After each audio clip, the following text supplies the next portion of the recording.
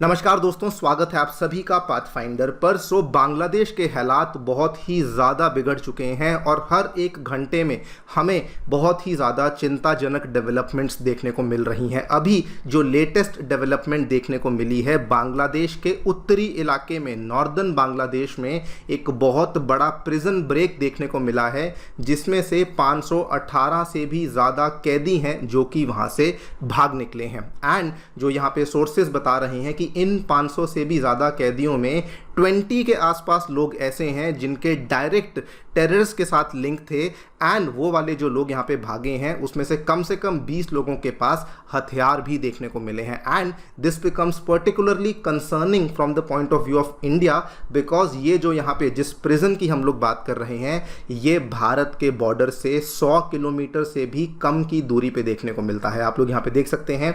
इस खबर को दोस्तों मैसिवली कवर किया गया है, इंडिया की जी न्यूज़ ने कवर किया है। Massive prison break in Bangladesh, Russia की जानी मानी एजेंसी टैस न्यूज़ ने कवर किया है। एंड ऑब्वियसली बांग्लादेश के अखबार ढाका ट्रिब्यून ने तो इसको कवर किया ही है। शेरपुर डिस्ट्रिक्ट जेल को तोड़कर यहाँ पे जो कैदी हैं 500 से भी ज़्यादा लोग, उस जेल को पहले आग लगाई गई एंड देन वहाँ से वो निकलकर भाग चुके हैं। आप लोग यहाँ पे देख सकते हैं। दिस इज़ दोस्तों वही वाली जेल है जिसका हम लोग जिक्र कर रहे हैं, जहाँ पर हमें ये पूरा का पूरा इवेंट देखने को मिला है। एंड लॉ एंड ऑर्डर का जो सिस्टम है, जो यहाँ पे हालात हैं, ये फ़िलहाल बिल्कुल बेकाबू हो चुके हैं। बहुत सारे जो बांग्लादेश में रहने वाले हिंदूज़ हैं, जो कि वहाँ पर by the way minority population की कैटेगरी में आते हैं, हिंदूज़ के ऊपर भी हमें बांग्लादेश के अलग अलग इलाकों में अटैक्स देखने मिलने अब शुरू हो चुके हैं। यहाँ पर जो हिंदूज़ के टेम्पल्स हैं उनको डायरेक्टली डिस्ट्रॉय किया जा रहा है। ये कोई पहली बार नहीं, इसकी बहुत पुरानी हिस्ट्री भी है, लेकिन अभी के टाइम पे एक कंप्लीट फ्री हैंड मिला हुआ है वहाँ के प्रदर्शनकारियों को, मॉबस्टर्स को। जो भीड़ इकट्ठा हो रखी है, उनके पास हथियार हैं, उनके पास कोई गवर्नमेंट नहीं है उनको रोकने वाली, लॉ एंड ऑर्डर का कोई सिस्टम नहीं है,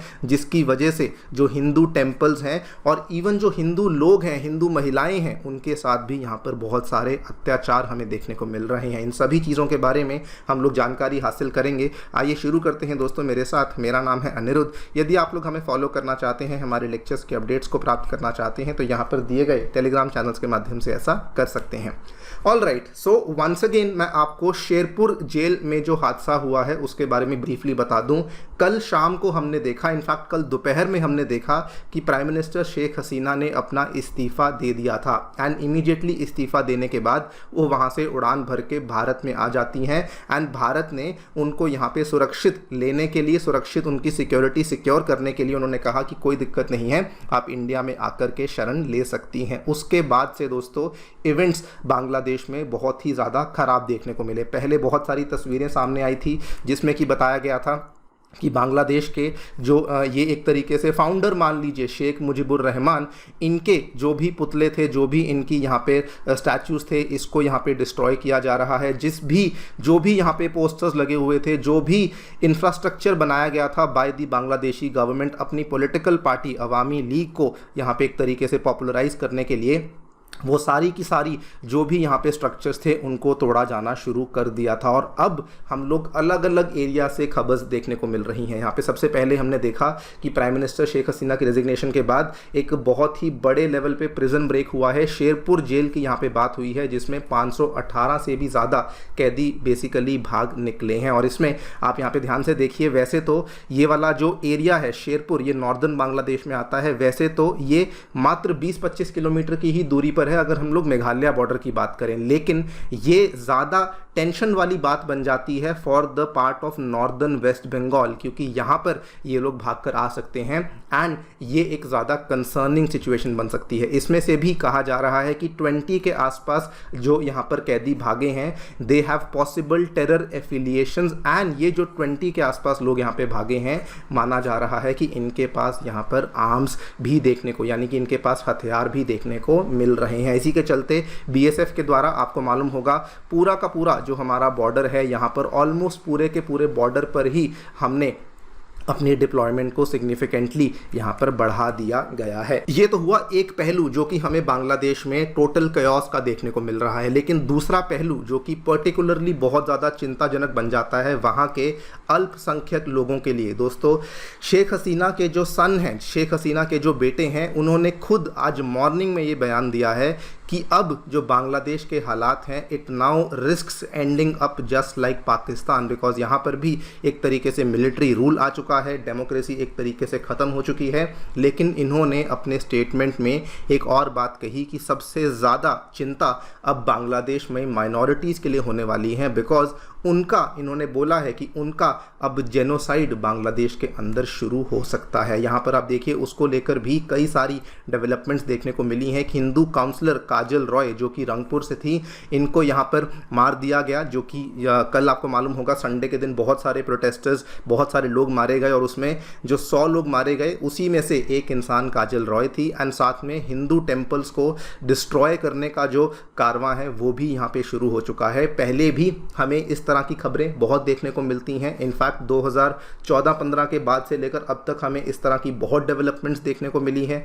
स्पेशली ड्यूरिंग कोविड टाइम्स भी हमें इस तरह की बहुत नेगेटिव न्यूज़ देखने को मिलती थी, लेकिन अब क्योंकि ऑब्वियसली कोई रोकने वाला नहीं है, कंप्लीट फ्री हैंड मिला हुआ है, तो अब तो हालात और भी ज़्यादा यहाँ पर बिगड़ने वाले हैं। यहाँ पर आप देखिए दोस्तों, बहुत सारे जो ये भी खबरें सामने आ रही हैं कि जो माइनॉरिटी पॉपुलेशन का जेनोसाइड शुरू हो चुका है। 64 से भी ज़्यादा हिंदूज़ के घरों को आग लगा दी गई है, महिलाओं को किडनैप कर लिया गया है। इसको लेकर बहुत सारी वीडियोज़ हैं जो कि मैं आपके साथ शेयर नहीं कर सकता obviously due to copyright reasons, लेकिन अगर आप इसको जाके वीडियोज़ को देखेंगे सोशल मीडिया पे, you will end up realizing कि वहाँ पर हालात कितने ज़्यादा बिगड़ चुके हैं। और इसीलिए हम लोग शायद इस तरह के स्टेटमेंट्स भी देख रहे हैं बांग्लादेश की क्राइसिस को लेके। जो बांग्लादेश, जो वेस्ट बंगाल के हमारे बीजेपी लीडर हैं शुवेंदु अधिकारी जी, इन्होंने यहाँ पर कहा है कि 1 करोड़ से भी ज़्यादा हिंदूज़ जो हैं वो अब सीधा सीधा वहाँ से भागकर आने वाले टाइम में वेस्ट बंगाल में आने वाले हैं। मैं आपको कुछ आंकड़े बता दूँ, हिंदूज़ की पॉपुलेशन बांग्लादेश में जब से बांग्लादेश बना है तब से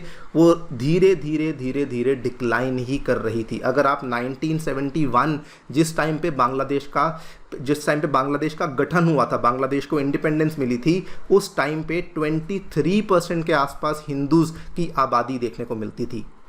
तब भी हिंदू लोग वहाँ पे माइनॉरिटी में ही, लेकिन यही वाला आंकड़ा दोस्तों 1991 में गिर कर के सीधा 15% पे आ चुका था। और आज आप देखिए 2022 का जो लेटेस्ट बांग्लादेश का डेटा अवेलेबल है, आज जो हिंदुओं की आबादी वहाँ पर आ चुकी है that is less than even 8%, 7.95% to be exact Hindu population देखने को मिलती है। इसमें भी मान लीजिए हर साल 2.25 लाख से भी ज़्यादा हिंदूज़ ऐसे होते हैं who are being forced to leave Bangladesh. और ये कहानी तब की है जब वहाँ पे डेमोक्रेटिक गवर्नमेंट थी, शेख हसीना की सरकार थी जिसके भारत के साथ अच्छे संबंध थे। और अब जब वहाँ पे कोई डेमोक्रेसी नहीं है, कंप्लीट यहाँ पर आर्मी रूल हमें देखने को मिलने वाला है। सिचुएशन क्या होगी ये किसी को नहीं पता, लेकिन हम लोग बस यही उम्मीद कर सकते हैं कि ह्यूमैनिटी के नाम पर यहाँ पर एटलीस्ट माइनॉरिटीज़ को नुकसान नहीं पहुँचना चाहिए। यहाँ पर आप अगर ध्यान से अगेन देखें, जो ये 2-2, 2.5 लाख लोग हिंदूज़ हर साल कम भी हो रहे थे, वहाँ से भाग के जा रहे थे।